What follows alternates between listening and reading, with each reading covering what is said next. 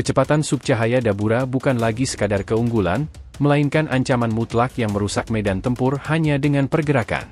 Namun justru di titik inilah Yuji berdiri dengan keyakinan penuh, bukan karena ia lebih cepat, tapi karena ia sudah menyiapkan jawaban. Manipulasi darah tingkat ekstrim dan indikasi kebangkitan kutukan antigravitasi mengisyaratkan satu hal, Yuji tidak berniat mengejar kecepatan Dabura, melainkan mematahkan sistem pergerakannya. Pertarungan ini bukan soal siapa yang lebih cepat, melainkan siapa yang mampu mengendalikan ruang, tekanan, dan kehancuran. Jika antigravitasi benar-benar aktif dan armor darah Yuji mampu menahan dampak subcahaya, maka dominasi Dabura mulai retak. Inilah awal bentrokan dua kekuatan yang melampaui Sukuna dan Gojo, dan satu di antaranya akan jatuh untuk pertama kalinya. Let's go kita bahas lebih dalam.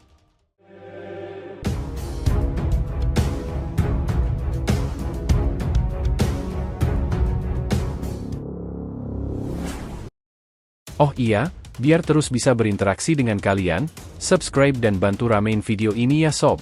Yuk, kita masuk pembahasannya. Armor terbaru Yuji yang memadukan kutukan antigravitasi dengan manipulasi darah kini mulai terlihat sebagai senjata paling krusial untuk menghadapi teknik baru Dabura. Teknik ini bukan kekuatan biasa, melainkan perpaduan ekstrim antara cahaya dan kegelapan yang dikenal sebagai Twilight Fight. Setelah Dabura berhasil menjatuhkan Mahoraga, Yuji bahkan sudah menyatakan dengan jelas bahwa dialah yang akan turun tangan untuk mengakhiri semuanya. Pernyataan ini bukan gertakan, melainkan sinyal kuat bahwa pertarungan Yuji versus Dabura memang tak terelakkan, terutama ketika Dabura kini mampu bergerak di level kecepatan subcahaya. Masalahnya sederhana tapi berbahaya, bagaimana Yuji bisa menghadapi lawan yang mendekati kecepatan cahaya? Dan sejauh apa peran teknik antigravitasi dalam menutup celah kekuatan tersebut? Untuk menjawab itu, pembahasan ini dibagi ke dalam 3 bagian. Pertama, alasan kenapa pertarungan ini pasti terjadi dan kenapa Dabura diprediksi akan mengalahkan Mahoraga. Kedua, inti utama, bagaimana jalannya pertarungan Yuji versus Dabura secara teknis, termasuk power scaling dan interaksi antar teknik. Terakhir, penutup naratif, siapa yang secara cerita paling masuk akal untuk menang dan bagaimana konflik ini berakhir.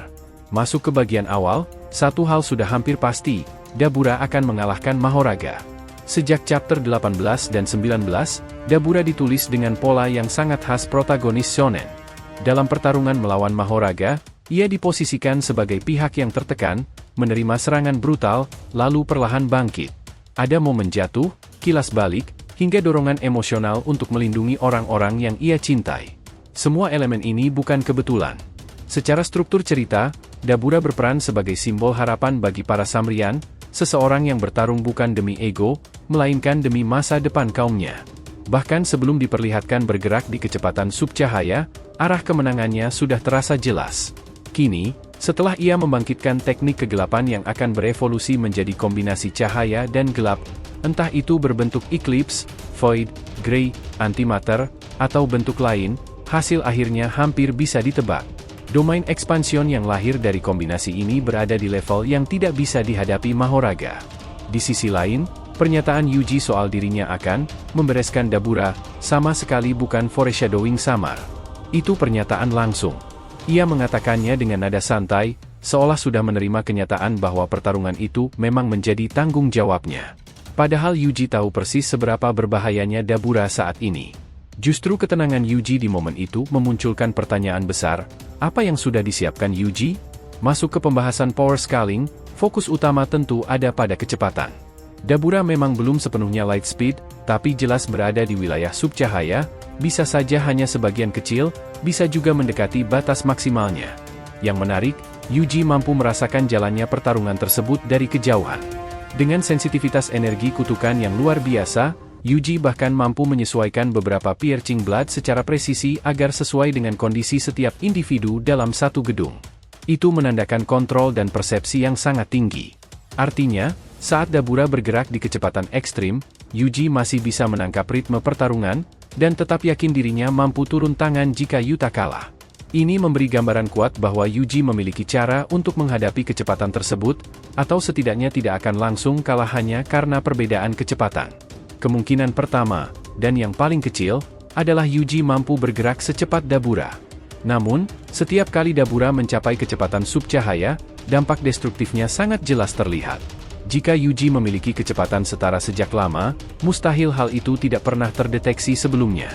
Kemungkinan kedua, Yuji tidak perlu menyamai kecepatannya, cukup bereaksi dan menahan serangan. Mirip dengan bagaimana Choso atau Maki menghadapi Naoya, tetapi dalam skala yang jauh lebih ekstrim. Dengan ketahanan fisik Yuji dan regenerasi Death Painting yang luar biasa, ia bisa saja menerima serangan, menyembuhkan diri, lalu membalas di celah waktu ketika Dabura tidak berada di kecepatan puncaknya. Kemungkinan ketiga, yang paling menarik, adalah kutukan anti-gravitasi. Sejak beberapa pertarungan sebelumnya, ada indikasi kuat bahwa Yuji mulai mempengaruhi ruang di sekitarnya, seolah medan pertempuran mengalami distorsi. Hal ini memunculkan dugaan bahwa Yuji perlahan membangkitkan teknik anti-gravitasi.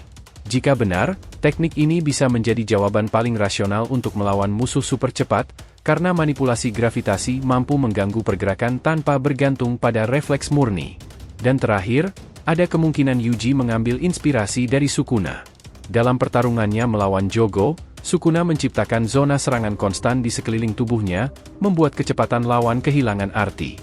Jika Yuji mampu menciptakan medan serupa, menggabungkan darah, anti-gravitasi, dan teknik kutukan, maka bahkan Dabura dengan kecepatan subcahaya pun akan dipaksa bertarung di wilayah yang sangat tidak menguntungkan. Pada akhirnya, pertarungan ini bukan soal siapa yang paling cepat, melainkan siapa yang paling siap menghadapi kondisi ekstrim. Dari semua petunjuk yang sudah ditanamkan, Yuji jelas tidak disiapkan sebagai figuran, melainkan sebagai sosok yang akan menutup konflik besar ini. Situasi ini sebenarnya mirip dengan momen saat Jogo menciptakan gunung lava-nya. Bedanya, kali ini justru Yuji yang berpotensi melakukan sesuatu serupa.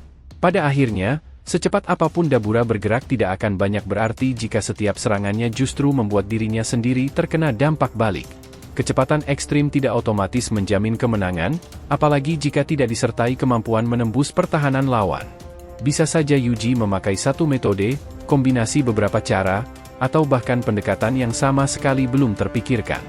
Namun satu hal jelas, Yuji pasti memiliki mekanisme untuk merespons kecepatan subcahaya Dabura.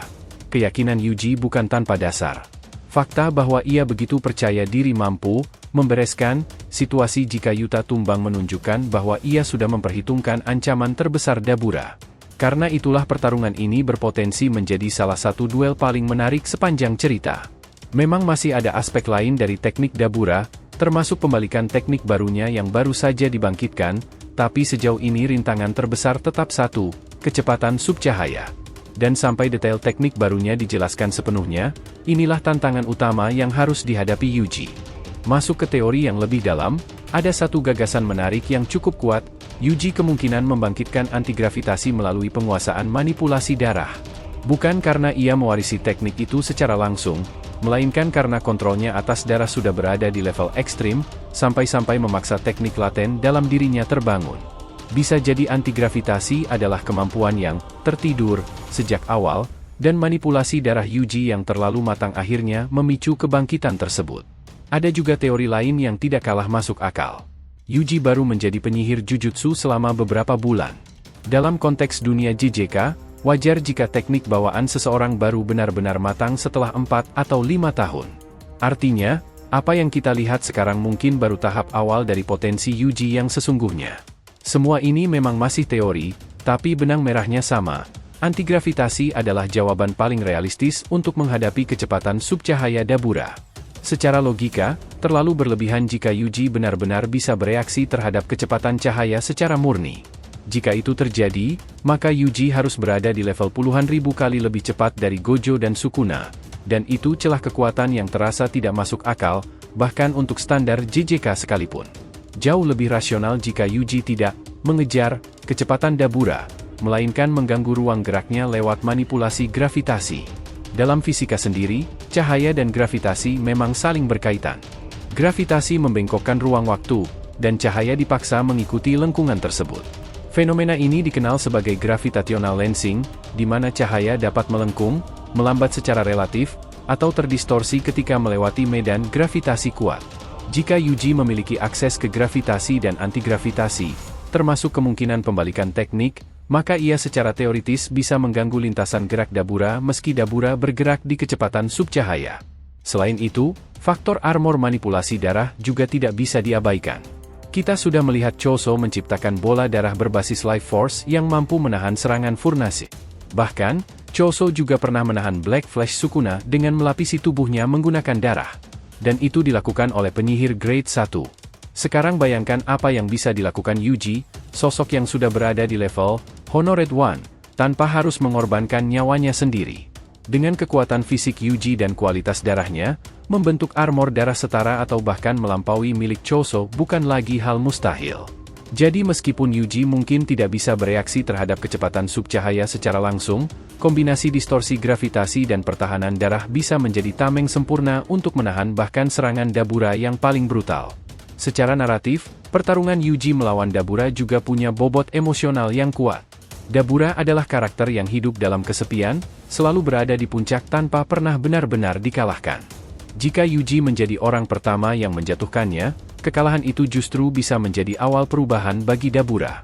Di sisi lain, Yuji juga memikul kesepian yang sama, dan pertemuan dua, Honored One, ini bisa menjadi titik balik bagi keduanya. Lebih jauh lagi, konflik utama Dabura berakar pada siklus masalah yang terus diciptakan oleh kaum Chalian dan dampaknya terhadap ras lain. Ironisnya, justru Yuji, yang memiliki aura Chalian paling murni, berpotensi menjadi sosok yang menyelesaikan semuanya.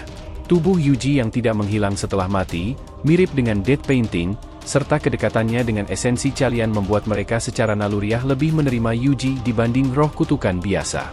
Dalam konteks ini, Yuji bukan sekadar petarung, dia adalah jembatan. Secara tema, cerita JJK memang bergerak menuju koeksistensi. Dan Yuji adalah satu-satunya karakter yang berdiri di tengah-tengah dua dunia, manusia dan entitas non-manusia. Karena itu, secara naratif, masuk akal jika Yuji menjadi kunci penyelesaian konflik besar ini. Mereka akan lebih mendengar Yuji, bahkan jika keputusannya berat. Ia bukan sekadar pemimpin, bagi mereka, Yuji adalah simbol. Soal power scaling, wajar jika Gojo dan Sukuna akhirnya terlampaui. Gojo sendiri sudah mengatakan bahwa generasi berikutnya akan melampauinya. Dalam cerita panjang, kekuatan memang harus terus naik agar konflik tetap relevan. Seperti di Naruto ke Boruto, atau Dragon Ball Z ke Super, eskalasi kekuatan adalah keniscayaan. Karena itu, wajar jika Dabura hanya berlari di kecepatan subcahaya saja sudah menghasilkan kehancuran setara domain Sukuna atau Hollow Purple milik Gojo. Bahkan tanpa serangan langsung, dampaknya sudah absurd. Begitu juga Yuji, yang mampu meluncurkan dismantle berskala kilometer, ukurannya jauh melampaui domain Sukuna secara luas area. Namun tantangan terbesar Yuji tetaplah kombinasi cahaya dan kegelapan Dabura. Apakah itu akan berbentuk Eclipse, Twilight Fade, Grey Zone, atau Fight sejati, kombinasi ini jelas berada di level tertinggi. Tapi meski begitu, semua tanda mengarah pada satu kesimpulan, Yuji akan menang. Domain ekspansion miliknya berpotensi menekan dan menenggelamkan domain Dabura, sekaligus menjadi momen pengungkapan nama domain Yuji itu sendiri. Bukan berarti Dabura lemah, justru sebaliknya. Ia mungkin bahkan lebih kuat dari Gojo dan Sukuna. Tapi dalam cerita ini, Yuji adalah jawaban terakhir. Dan pertarungan mereka bukan sekadar soal menang atau kalah, melainkan soal menutup era lama dan membuka jalan baru. Terima kasih banyak telah mengikuti cerita ini sampai akhir. Jika ada yang ingin ditanyakan silahkan ya, feel free tulis di kolom komentar di bawah ini teman-teman. Thanks ya, telah menonton video ini and we'll be coming back again.